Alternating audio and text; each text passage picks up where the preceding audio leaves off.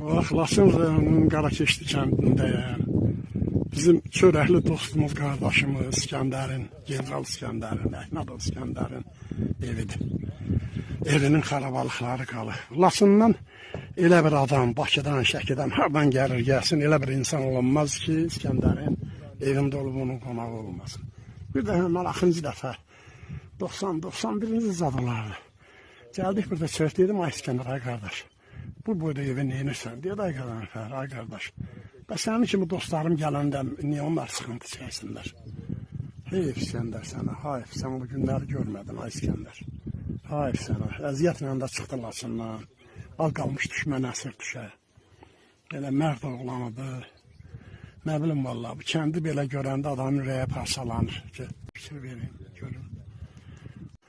Allah bu kənddən də, bütün hər yerdən də yursuz yuvasız dünyasını dəyişənlərə rəhmət eləsin. Qarakeşli kəndində ikinci bir evə, dostumuzun evinə, Əlqulu Cabbarovun evinə gəldik. Allah atasına rəhmət eləsin, elimizin obamızın ağsaqqalıdır. Gözəl ev tikmişdir, fikir verin. Daşlara baxın, görün necə evlər tikilibdir. Erməni laflar söküb. Daşlarını aparıblar, evdə bax belə qalıb xaraba.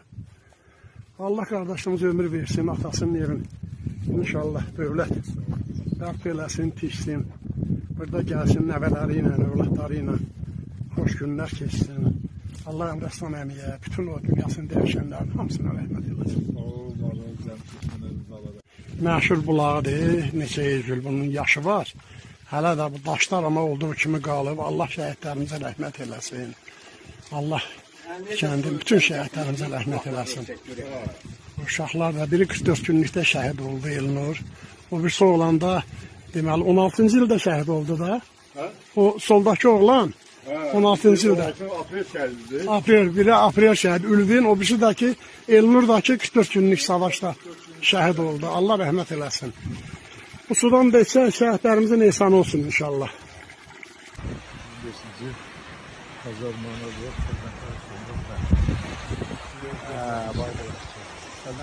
Bu da bizim Ağbulaq şəlaləsi. Bax gəlin hərbəni.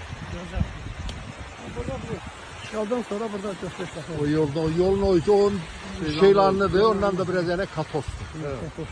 Deməli bura indiki Qarakeşli kəndinin keçmiş kəndidir. Qarakeşli obaları. 30-cu illərdə kəndi buradan köçürüblər düzə, yuxarı dağa. Amma sizə deyim ki, Laçının mənim ən çox xoşuma gələn kəndlərindən biri də bax buradır. Deməli bu kəndin düz üzü qibliyyədir o qaya. Kənddə də cəmaat deməli namaz qılan insanlar varmış da. Adı Qiblə qayasıdır. Ona görə də o vaxtdan qalıb o gözəl, möhtəşəm qaya. Abidə kimi orada ucalır. Burada da ki dərədə bu kəndin çayın üstündə deməli bu qaranlığın dərəsinə gedən yoldur bu yol.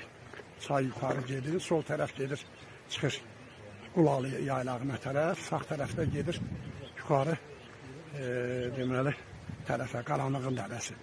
Burada da su elektrik stansiyamız var. Ətraf kəndləri elektrik enerjisindən təmin edir. İnşallah cəmaat köçsün, burada da bir kənd salınsın, gözəl bir kənd. Ondan sonra insanlarımız bu gözəl təbiətdə yaşasınlar. Yenə də dilimiz dualıdır, mən həmişə deyirəm. Allah qəhrəman şəhidlərimizə rəhmət eləsin. Allah qazilərimizi qorusun, Allah qətiyyətli Ali Baş Komandanı qorusun. Mən deməkdən yorulmuram. Hər bir uğurun da uğursuzluğun arxasında siyasət durur. Güclü olarsan, yaxşı siyasət yeridərsən, qalib olarsan. Siyasət yeridənməzsən, məğlub olarsan. Biz bunların ikisində yaşadıq.